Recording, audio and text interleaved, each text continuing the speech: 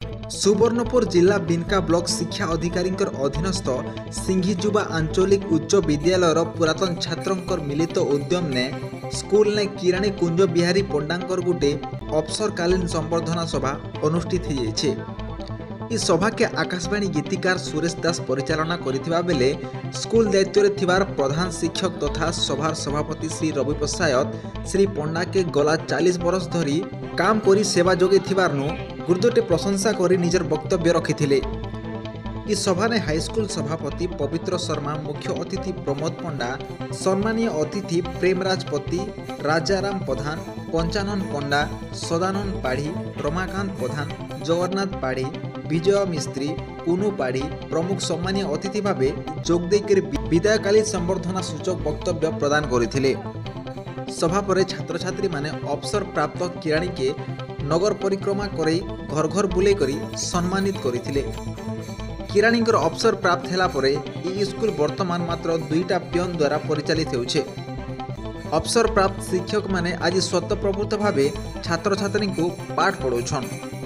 आगे नुआ शिक्षक नियुक्ति नहीं हेले छात्र छात्री भविष्य अंधार होइबा बोली चर्चा जोर धरिछे।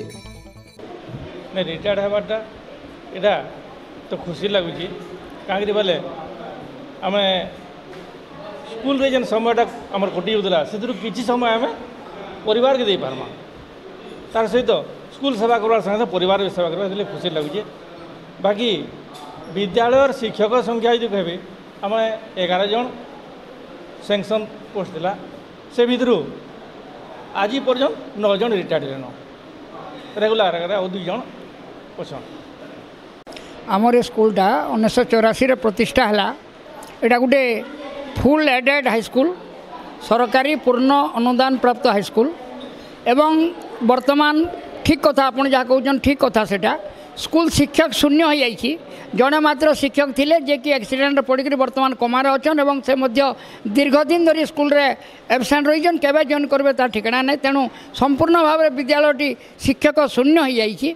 किंतु एक स्कूल को बंचाई रखापी आमर जो मैंने अवसर नहीं से शिक्षक मैंने समस्ते व्रत कर स्कूल को बंचाई रखा एवं आमर प्रिय डीओ से 4 जन शिक्षकों को गेस्ट टीचर आकार नियुक्ति देते से गेस्ट टीचर बोली भावुना नियमित शिक्षक बोली आसी समस्त दायित्व तुलाऊँच एवं पड़ोसी मायावर हाईस्कूल प्रधान शिक्षकों को ड्यूएल चार्ज दिखाई बर्तमान सिंघीचुबा हाईस्कूल प्रधान शिक्षक भाव में मायावर हाईस्कूल तांको विद्यालय संगे विद्यालय प्रधान शिक्षक दायित्व तुलाऊँच।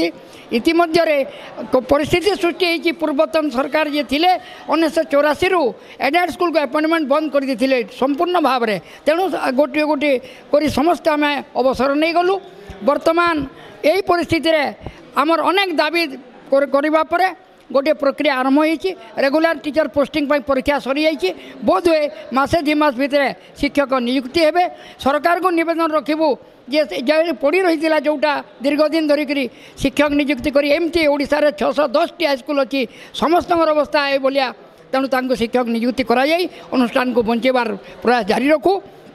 एवं गेस्ट टीचर माने जो मैंने अच्छा गेस्ट टीचर बोली तो भावुना रेगुलर टीचर दायित्व नहीं एवं यही आगे जो शीघ्र शिक्षक नियुक्ति करा अनुष्ठान बंचीज एवं एत सुंदर परिवेश थी पुराणा हाईस्कूल होकर बंद होता अंचलवासी गोटे धक्का एवं बहुत अंचलवासी दुखित से तेणु यथाशीघ्र शिक्षक नियुक्ति प्रक्रिया जहाँ आरंभ हो जाए परीक्षा सरी जाए से शिक्षक मान नियुक्ति जिते शीघ्र दिगले अनुष्ठान बंचीज असुविधा किसी नहीं।